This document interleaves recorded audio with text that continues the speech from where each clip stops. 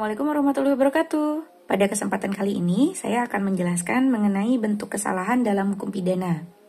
Setelah kemarin kita membahas tentang apa itu kesalahan dalam hukum pidana, yang mana kesalahan tersebut itu harus melekat kepada diri seseorang, barulah dia dapat dikatakan melakukan suatu perbuatan pidana. Jadi harus ada unsur kesalahan. Nah, unsur kesalahan yang kemarin sudah kita bahas, itu terdiri dari adanya kemampuan bertanggung jawab. Jadi harus paham dulu tentang kemampuan bertanggung jawab. Dan unsur yang kedua adalah keadaan normalitas psikis pelaku. Nah, hal ini berkaitan dengan bentuk kesalahan. Sedangkan yang ketiga adalah tidak ada alasan yang menghapuskan perbuatan atau kesalahan terdakwa. Hal ini berkaitan dengan alasan yang dapat menghapuskan meringankan dan memperberat pidana seseorang. Itu materinya sudah saya berikan ya. Sekarang kita fokus membahas tentang bentuk kesalahan dalam hukum pidana. Bentuk kesalahan dalam hukum pidana itu dibagi menjadi dua. Yang pertama adalah kesengajaan.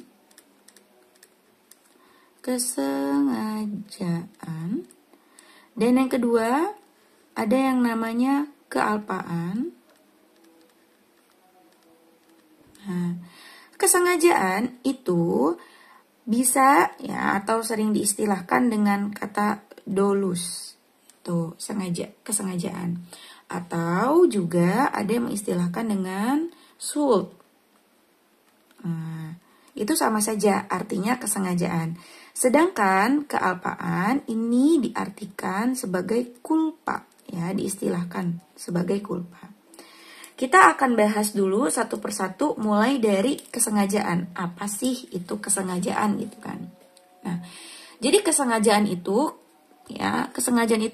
ketika ada seseorang dia tahu bahwa apa yang akan dia lakukan ini akan menimbulkan akibat sesuatu. Contoh, ketika dia datang ke sebuah minimarket, dia mengambil suatu barang, tapi tidak bayar.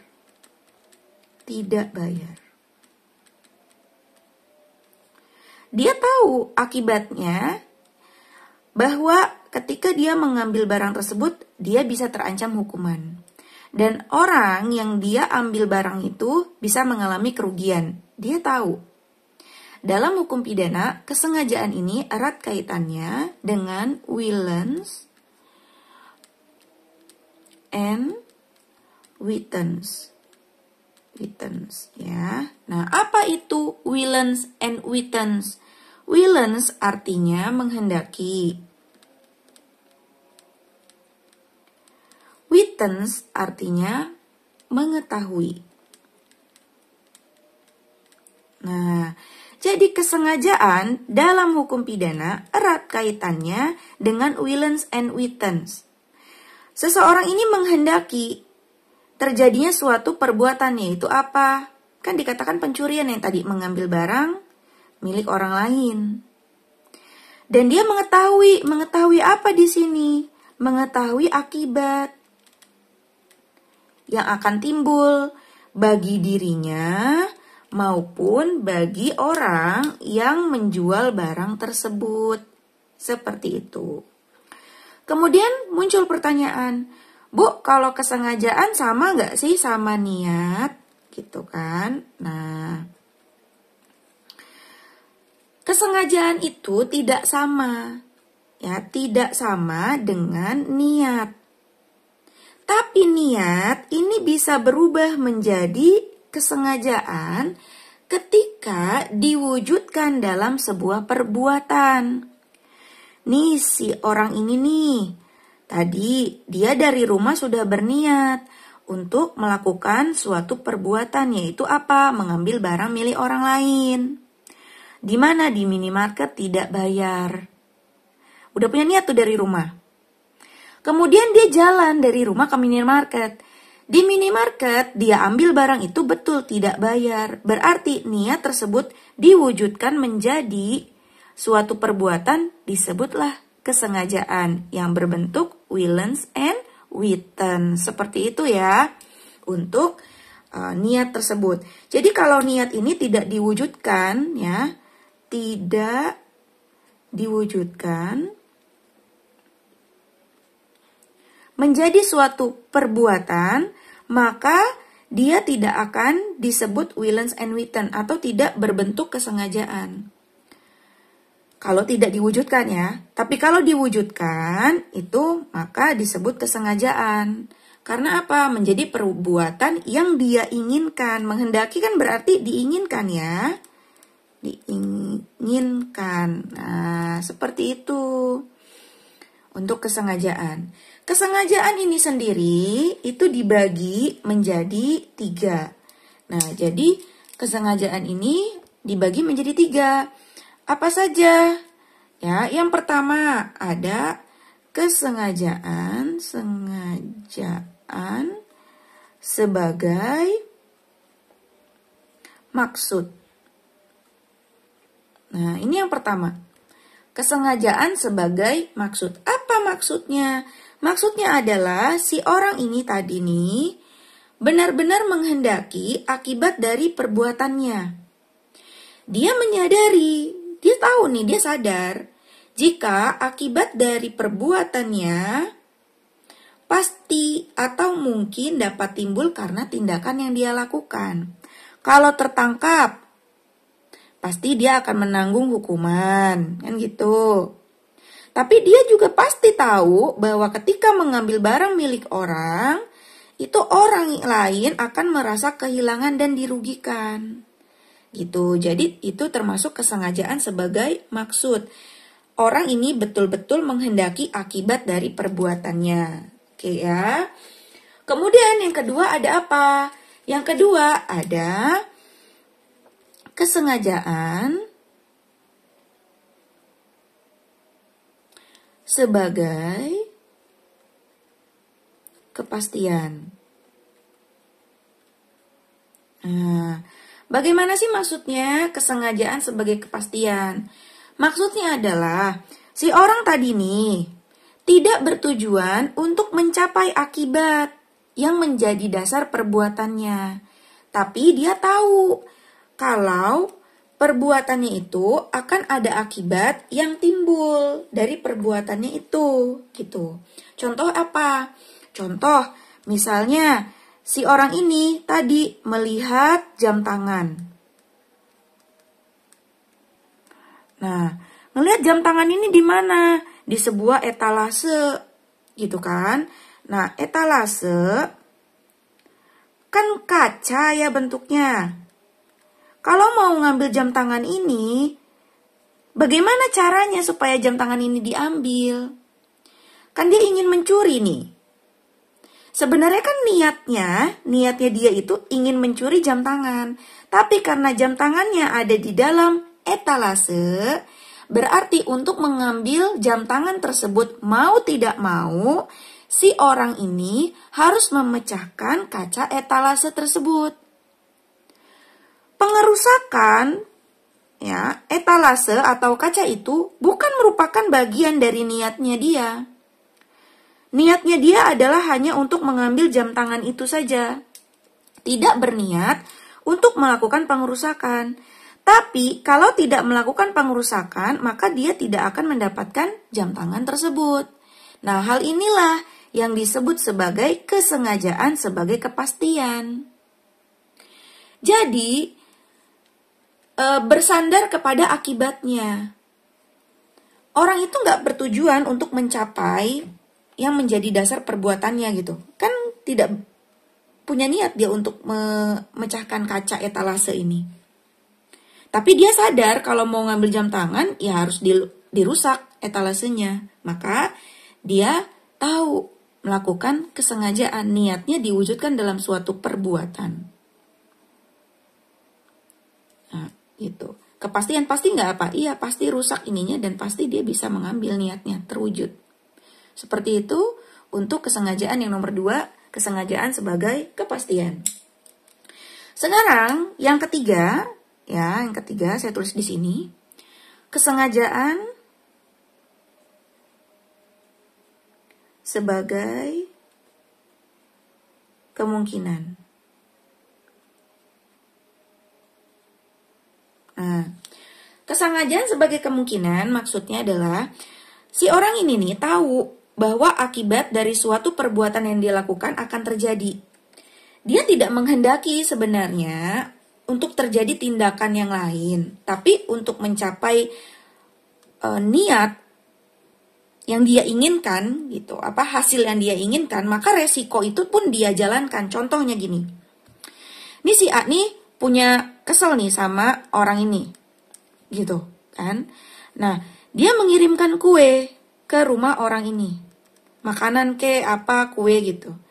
Nah, di rumah orang yang dia tuju itu dia punya istri, anak, orang tuanya dari orang ini.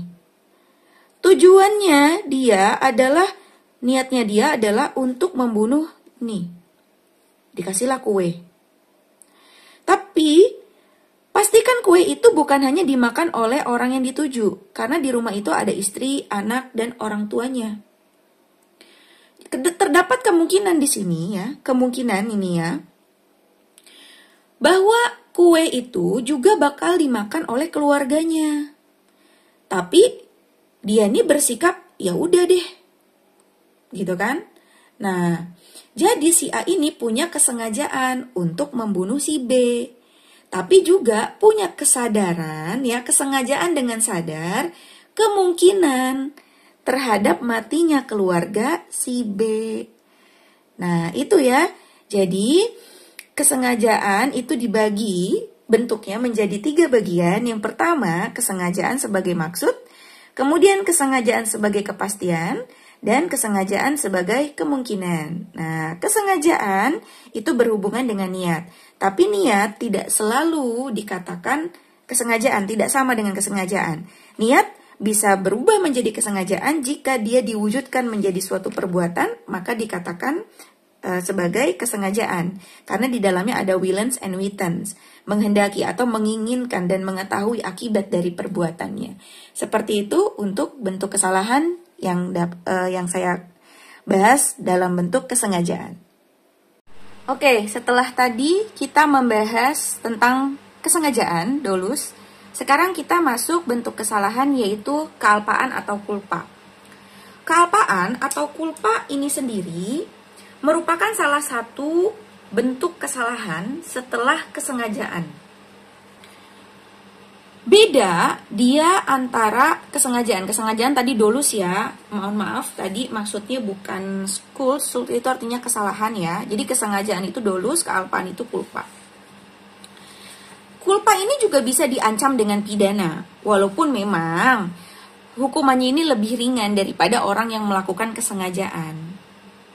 Bedanya, kalau kesengajaan ini sifatnya adalah menentang larangan. Justru ya, ini kan menentang nih.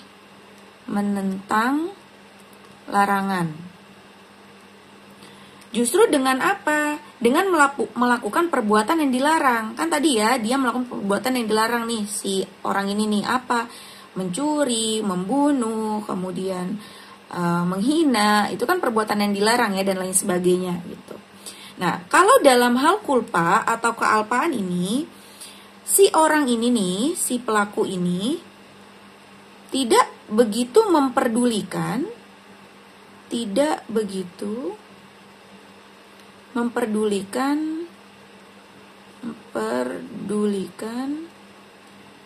larangan. Ya, adanya larangan. Bedanya gitu. Kalau kesengajaan, orang ini melakukannya dengan menentang larangan, justru melakukan perbuatan yang dilarang. Tapi kalau kealpaan, si orang ini tidak begitu mengindahkan ya, atau tidak begitu peduli lah dengan adanya larangan yang ada gitu. Kealpaan ya, atau kelalaian atau disebut sebagai kulpa, ini merupakan suatu kesalahan dalam hukum pidana akibat kurangnya berhati-hati, sehingga secara tidak sengaja sesuatu itu terjadi. Nah, kalau kita melihat di dalam buku, kemudian di dalam undang-undang deh, itu tidak mendefinisikan yang disebut kulpa ini apa sih gitu. Itu enggak.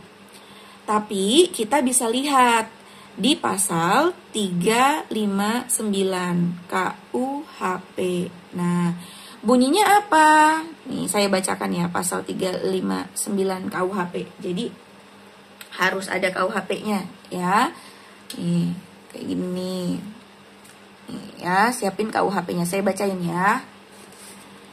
Barang siapa karena kesalahannya, kealpaannya, menyebabkan orang lain mati, diancam dengan pidana penjara paling lama 5 tahun atau pidana kurungan paling lama 1 tahun. Nah, berdasarkan bunyi dari pasal tersebut, ya, ada seorang tokoh yang namanya Susilo, mengatakan gini, kematian dalam hal yang disebut dalam pasal 359 ini tidak dimaksudkan. Jadi niatnya pelaku ini tidak ada untuk menghilangkan nyawa. Menghilangkan nyawa. Ini nggak ada niatnya ini. Ya. Tapi karena akibat kekurang hati-hatian si orang ini, maka terjadilah yang namanya hilang nyawa orang lain. Ya, karena niatnya tidak ada, niatnya tidak dimaksudkan sama sekali oleh pelaku, karena kematian tersebut kan menghilangkan nyawa, kematian ya. Kematian itu hanya merupakan akibat dari kurang hati-hatinya orang ini. Lalai dia. Ya, kelalaian. Tapi kalau misalnya nih ya, emang si pelaku ini punya niat untuk menghilangkan nyawa orang lain, berarti ada kehendak. Ya, yang tadi saya katakan willens and witness. Nah, kalau niatnya ada, diwujudkan dalam suatu perbuatan, dia disebut kesengajaan. Nggak bisa lagi dia disebutkan 359. Tapi jatuhnya sengaja menghilangkan nyawa orang. Bisa 338, bisa juga atau 340 KUHP. Nah, seperti itu ya.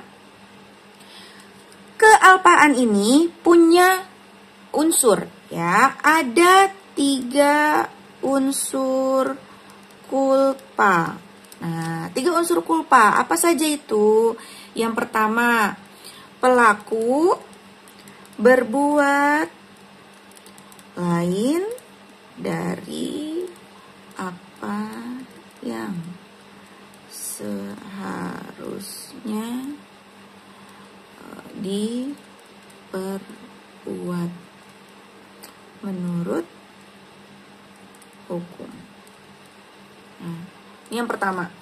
Pelaku berbuat lain, berarti pelaku ini berbuat perbuatan yang lain dari apa yang memang seharusnya itu dia lakukan menurut hukum.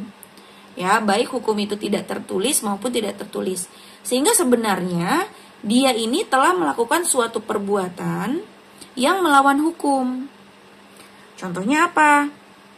Contohnya tadi, ketika dia misalnya berkendara nih, udah tahu namanya berkendara itu nggak boleh ngantuk. Tapi ternyata dia membawa kendaraan dalam kondisi ngantuk. Dia tahu kan kalau membawa kendaraan dalam kondisi ngantuk dapat menyebabkan akibat yang akan berimbas pada dirinya maupun orang lain. Nah, dia berbuat lain apa? Dia tetap membawa kendaraan tersebut. Padahal kalau menurut hukum yang berlaku, seharusnya tidak boleh membawa kendaraan dalam kondisi yang tidak fit atau prima gitu, yang ready gitu, nggak boleh. Nah, itu unsur yang pertama. Kemudian unsur yang kedua ada apa? Dari unsur kulpa ini. Yang kedua adalah pelaku ini telah berkurang hati-hati, ceroboh, atau kurang berpikir panjang. Kurang berpikir panjang. Udah tenggelam ya. Nih, kurang berpikir panjang. Nah, tuh, ini yang kedua. yang pertama. Nah, jadi si pelaku ini harusnya dia bisa membayangkan bahwa ketika dia membawa kendaraan dalam kondisi yang kurang fit, maka dia harus bisa membayangkan hal itu akan berakibat celaka bagi dirinya maupun bagi orang lain. Kan kemungkinannya cuma ada dua, dia sampai di tujuan yang memang dia tuju atau dia tidak sampai di tujuan dan merugikan orang lain, kan begitu. Ya, itu yang kedua. Kemudian unsur yang ketiga, nih kelihatan ya. Perbuatan tersebut dapat dipandang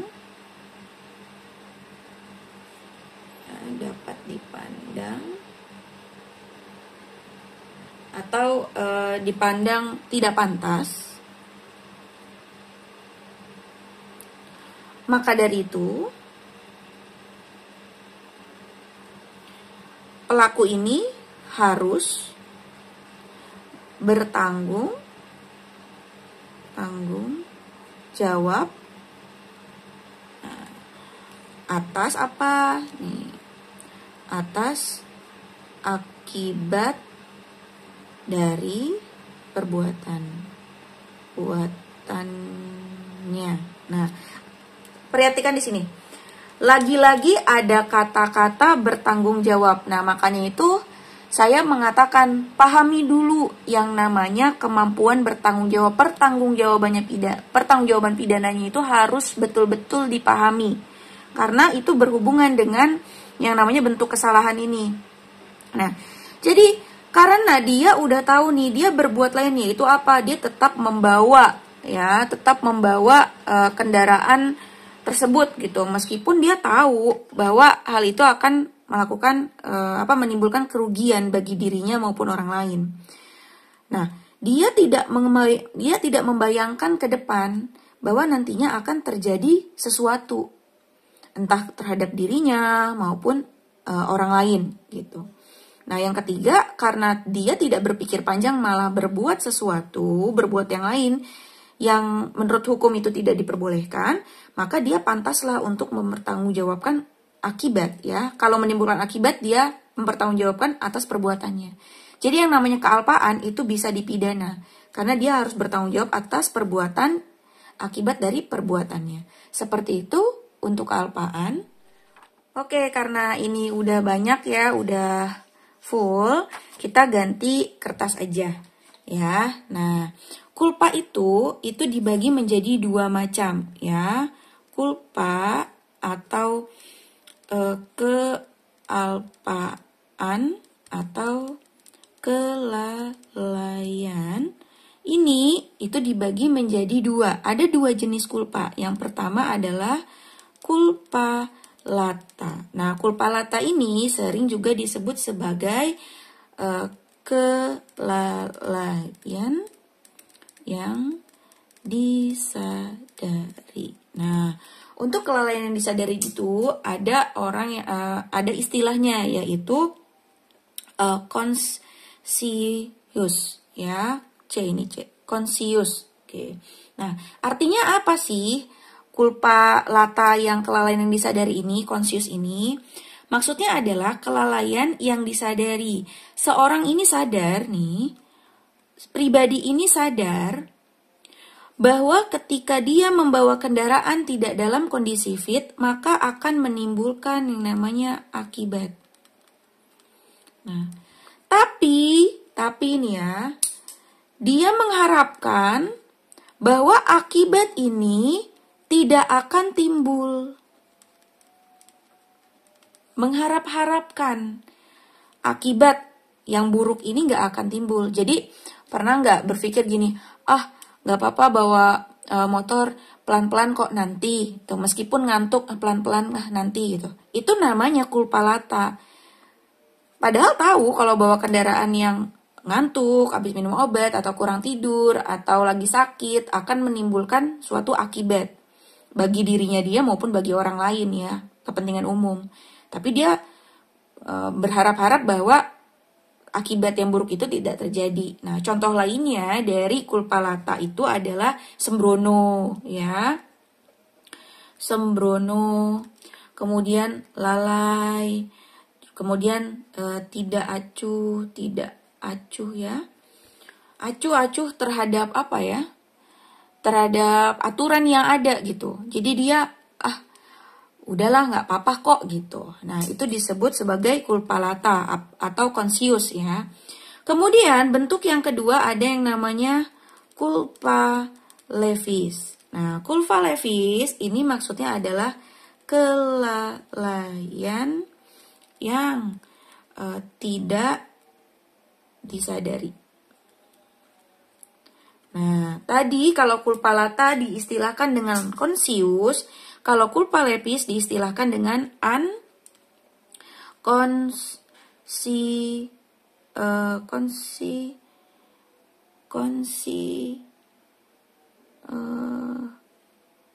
ya, conscious. Ini O ya, conscious. Ya. Culpa lata istilahnya conscious, culpa levis istilahnya adalah unconscious. Nah, artinya apa? Artinya kelalaian yang tidak disadari. Yaitu seseorang ini tadi ya, dia seharusnya sadar akan resiko. Tetapi tidak demikian dia. Apa contohnya? Karena kurang berpikir.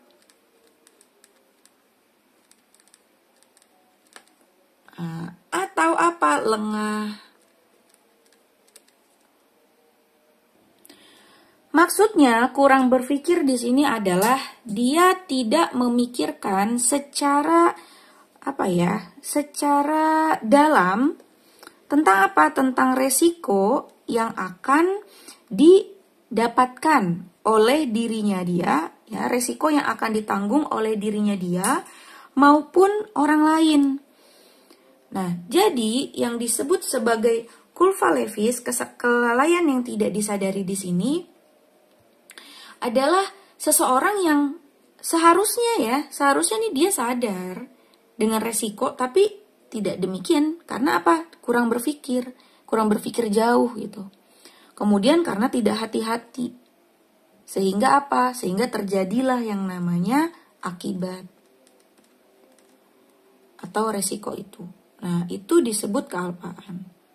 Ya, kealpaan, kelalaian dibagi menjadi dua, yaitu culpa lata dan culpa levis. Culpa lata diistilahkan dengan conscious atau kelalaian yang disadari, sedangkan culpa levis diistilahkan dengan unconscious atau kelalaian yang tidak disadari. Nah, culpa ini juga termasuk ke dalam bentuk kesalahan. Oke, itulah penjelasan saya mengenai bentuk kesalahan dalam hukum pidana. Yang tadi ya, ini bentuk kesalahan dalam hukum pidana. Yang pertama ada kesengajaan. Ini bukan skuld ya. Skuld itu artinya kesalahan, masuknya ke sini. Dolus ya, artinya kesengajaan, dan kealpaan culpa.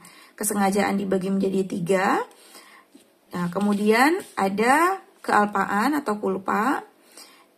Culpa ini dia melakukan kealpaan. Ada 3 unsur culpa.